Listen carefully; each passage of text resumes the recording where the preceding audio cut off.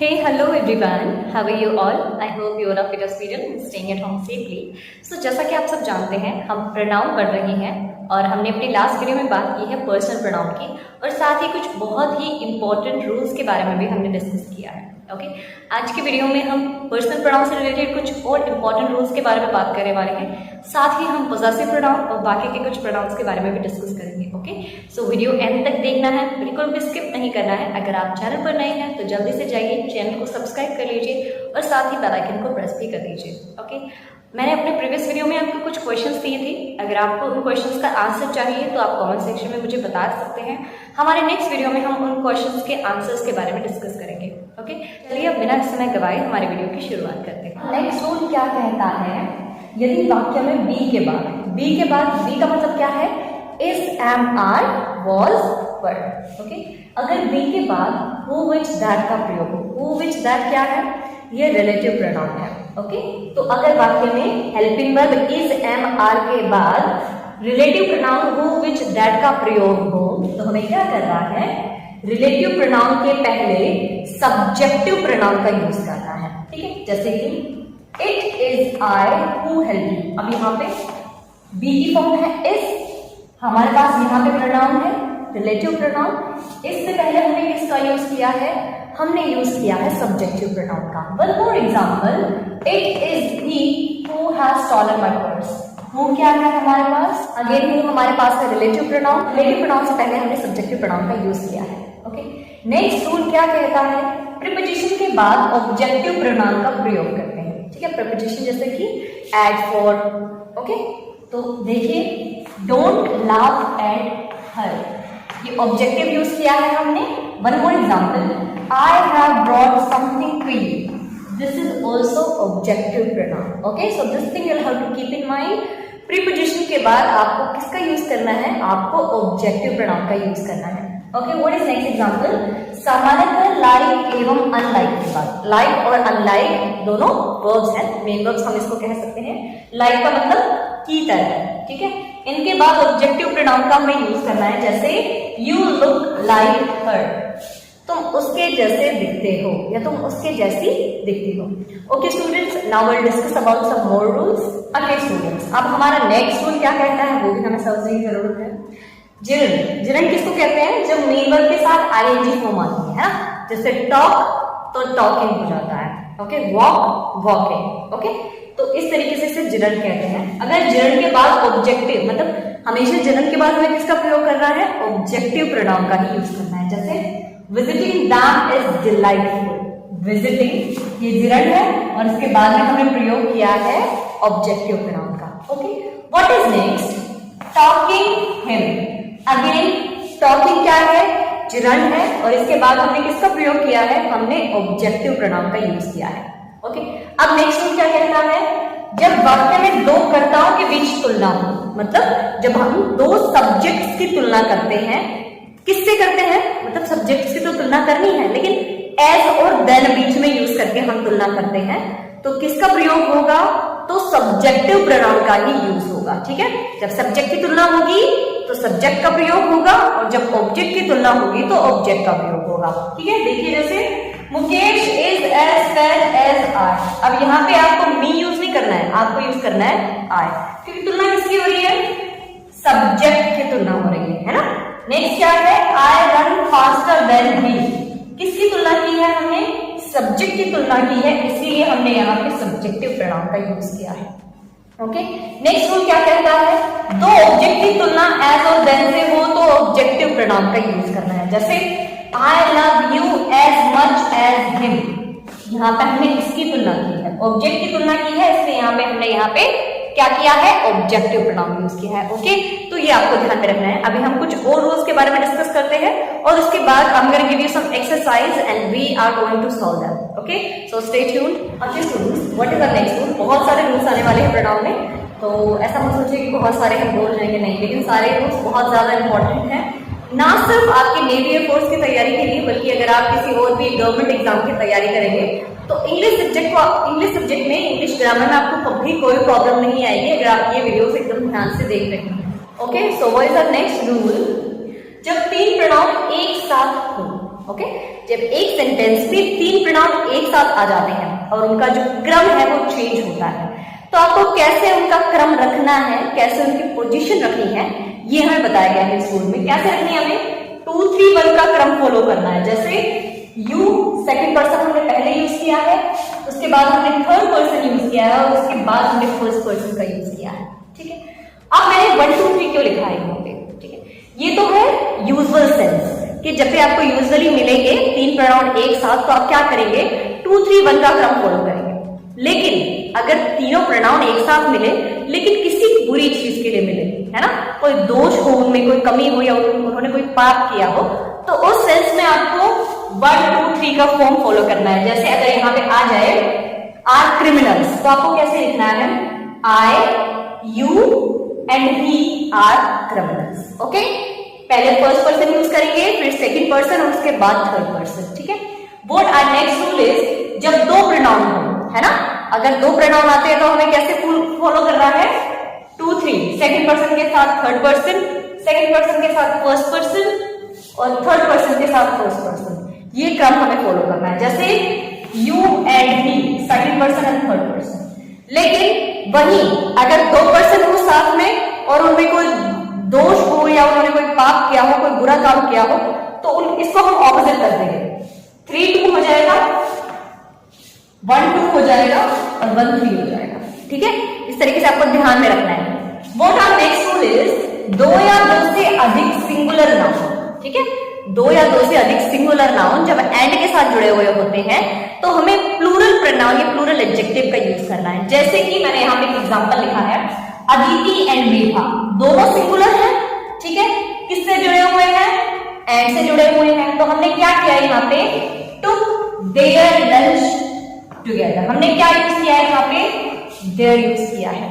Okay, अभी हम कुछ और रूल्स पढ़ने वाले हैं जो कि बहुत ज्यादा इंपॉर्टेंट है, तो कहीं नहीं जाना है, stay tuned. Okay students, what our next rule says, जब 2 सिंगुलर नाउन एंड से जुड़े हो लेकिन पहले वाले नाउन के साथ या तो कोई आर्टिकल हो या कोई पोजेसिव वर्ड हो, जैसे my, his, her, their, our. Okay, तो क्या करना है हमें सिंगुलर वर्ब या फिर हमें सिंगुलर प्रोनाउन का यूज करना है। जैसे कि एग्जांपल देखिए, the poet and thinker has expressed his wills clearly.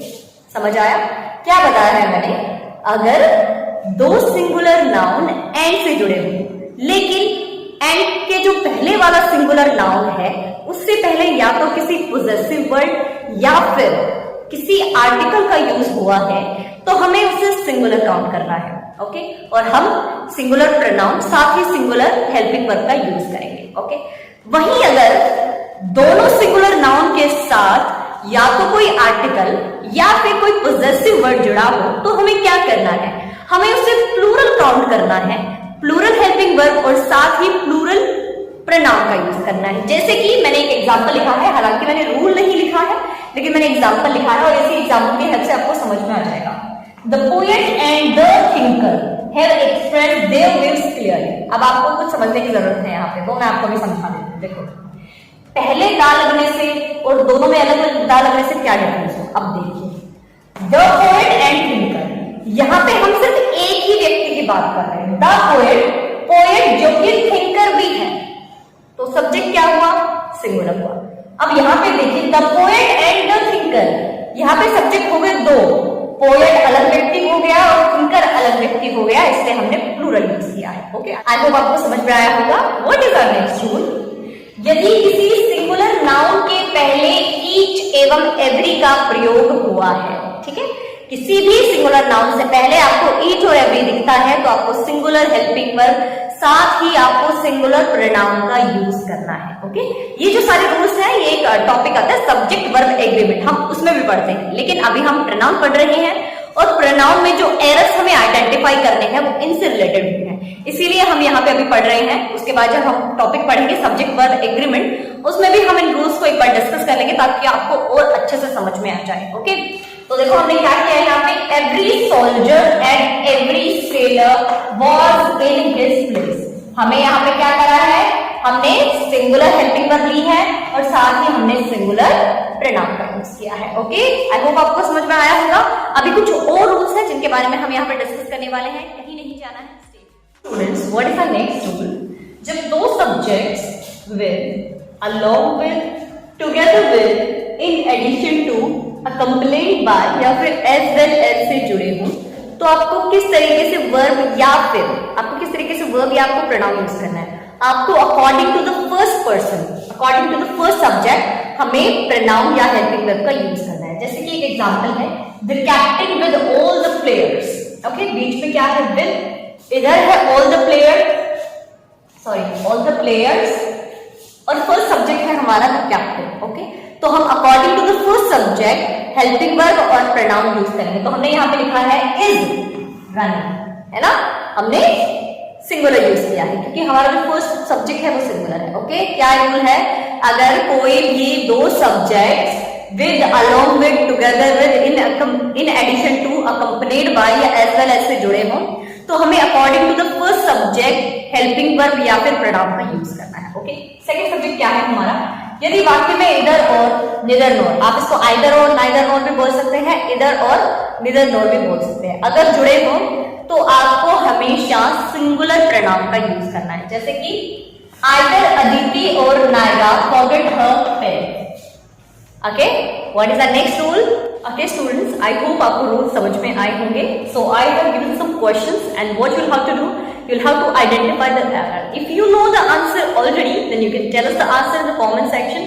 Otherwise, I'm gonna tell you. और ये क्वेश्चन सॉल्व करने के बाद मैं आपको कुछ क्वेश्चंस देने वाली हूँ, उन क्वेश्चंस के आंसर आपको कमेंट सेक्शन में देने हैं। ओके, और जरूर देने हैं ताकि आपको खुद को भी पता चल सके कि आपको कितना समझ में आया है। अगर आपकी कोई गलती होगी, so don't worry, I'll correct it. Okay, so what is the first question? My friend is as old as me. तो जैसा कि मैंने आपको बताया था कि जब भी हम सब्जेक्ट की तुलना करते हैं तो क्या करते हैं हम? तो हम सब्जेक्टिव प्रोनाउन का ही यूज करते हैं। तो यहाँ पे मी की जगह हमें क्या यूज करना है? हमें यूज करना है I. Okay, what is next question? It was him who begin the quarrel. पहले ही हमने बात की थी कि अगर हमारे पास हेल्पिंग वर्ब बी के फॉर्म में हो और रिलेटिव प्रोनाउन का भी प्रयोग हो, तो रिलेटिव प्रोनाउन के पहले हमें सब्जेक्टिव केस यूज करना है ना। तो ये हिम है, ये गलत है, हमें क्या यूज करना है? यहाँ पे हमें यूज करना है he. Okay, what is next question? I love you as much as she. फिर नेक्स्ट रूल हमारा ये भी था, अगर दो ऑब्जेक्ट्स की तुलना होती है तो हमें ऑब्जेक्टिव प्रोनाउन का ही यूज करना है। अब यहाँ पे तुलना की गई है यू से, तो हम यहाँ पे शी यूज ना करके हम यूज करेंगे her. What is the next question? Each boy and each girl went to their house. एक रूल ये भी हमने पढ़ा था कि जब भी ईच आएगा सेंटेंस में तो हमें सिंगुलर प्रोनाउन का यूज करना है। तो यहाँ पे देयर नहीं आकर के यहाँ पे आएगा his. Okay, what is the next rule? Sorry, what is the next question? Everyone attended the party except him. जब भी क्वेश्चन में एक्सेप्ट दिखता है तो आपको हमेशा ऑब्जेक्टिव केस यूज करना है। तो यहाँ पे हम ही की बजाय लिखेंगे। ओके स्टूडेंट्स, आई होप आपको रूल साथ ही साथ एक्सरसाइज भी समझ में आई है। Now I am gonna give you some questions and you will have to tell the answer in the comment section.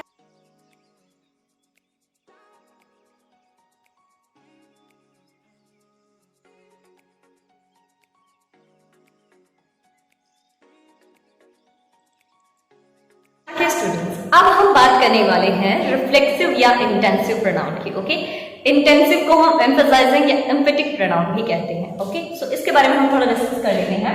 इसके बारे में बात करेंगे हम रिफ्लेक्सिव या फिर इंटेंसिव के बारे में। ठीक है, इंटेंसिव को एम्फसाइजिंग या एम्फेटिक भी कहते हैं। ठीक है, अब इसमें जो प्रोनाउन हमें यूज करने, जो वर्ड्स हमें यूज करें वो मैं बता देती हूँ। ठीक है,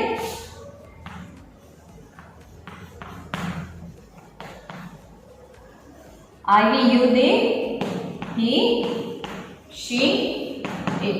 जैसे कि मैंने अपने पहले वीडियो में आपको बताया था कि रिफ्लेक्सिव किससे बना है? रिफ्लेक्शन से बना है। रिफ्लेक्शन का मतलब क्या होता है? परछाई। अब मेरी जो परछाई है वो मेरे आने से ही दिखाई देगी, है ना, या आपकी परछाई जब आप आओगे तो आपके साथ चलकर आएगी। उसी तरीके से जो इन प्रोनाउन की रिफ्लेक्शन है वो इनके साथ आती है। जैसे आई का रिफ्लेक्शन होता है माई सेल्फ, V का होता है ourselves, U का yourself, they का होता है themselves, ही का होता है हिमसेल्फ, शी का होता है हरसेल्फ और इट का होता है इटसेल्फ। ओके, अब बात ये आती है कि ma'am what is the difference between reflexive pronoun and intensive pronoun. तो सबसे पहले तो आप ये याद कर लीजिए, ठीक है। उसके बाद मैं कुछ एग्जांपल्स लिखती हूँ और उन एग्जांपल्स की हेल्प से हम समझेंगे कि आखिर क्या डिफरेंस है रिफ्लेक्सिव प्रोनाउन में और इंटेंसिव प्रोनाउन में। Okay students, so here I have written some examples and with the help of these examples we'll know the difference between reflexive pronoun and intensive pronoun. Okay, so let's see. आपको main verb identify करना आता है? अगर आपको questions दिए जाएं तो आप आराम से पहचान लेंगे कि मेन वर्ब कौन सी है, ठीक है। जैसे हम यहाँ पे बात करें, he posted the letter himself, यहाँ पे मेन वर्ब है posted। ओके, तो जब भी सब्जेक्ट का रिफ्लेक्शन मेन वर्ब के बाद में आता है, ठीक है, जब भी सब्जेक्ट का रिफ्लेक्शन मेन वर्ब के बाद में आता है तो वो होता है रिफ्लेक्सिव। क्या होता है? रिफ्लेक्सिव। देखो यहाँ पे ही का रिफ्लेक्शन क्या है? हिमसेल्फ, और किसके बाद आया है? मेन वर्ब के बाद में आया है, तो ये रिफ्लेक्सिव है, ठीक है। अब नेक्स्ट एग्जांपल देखो, दे देमसेल्व्स न्यू, यहाँ पे मेन वर्ब क्या है? न्यू है, और मेन वर्ब के पहले ही रिफ्लेक्शन आ गया, या मैं कहूं सब्जेक्ट के बाद ही रिफ्लेक्शन आ जाता है, तो उसे हम कहते हैं इंटेंसिव प्रोनाउन। ओके, आई होप आपको समझ में आया होगा। फिर से देखते हैं, यू आर स्टार्विंग योरसेल्फ, यहाँ पे स्टार्विंग है मेन वर्ब और मेन वर्ब के जस्ट बाद में क्या है? रिफ्लेक्शन है, तो ये क्या होगा? Reflexive pronoun. Next example, I myself will speak to him, speak यहाँ पे मेन वर्ब है और स्पीक से पहले हमें रिफ्लेक्शन दिया हुआ है, तो ये क्या होगा? ये इंटेंसिव प्रोनाउन होगा। ओके स्टूडेंट्स, आई होप आपको समझ में आया होगा। Now I am going to give you some questions, और उन क्वेश्चंस में आपको क्या करना है? सबसे पहले तो आइडेंटिफाई करना है कि कौन सा इंटेंसिव प्रोनाउन है और कौन सा रिफ्लेक्सिव प्रोनाउन है। ओके, उसके बाद में मैं आपको कुछ क्वेश्चंस देती हूँ जिसमें आपको एरर आइडेंटिफाई करना है। ओके स्टूडेंट्स, आई होप आपको वीडियो पसंद आया होगा, तो वीडियो को लाइक कीजिए, साथ ही अगर आप चैनल पर नए हैं तो चैनल को सब्सक्राइब कर दीजिए और साथ ही बेल आइकन को भी प्रेस कर दीजिए। चैनल के साथ बने रहिए। Thank you.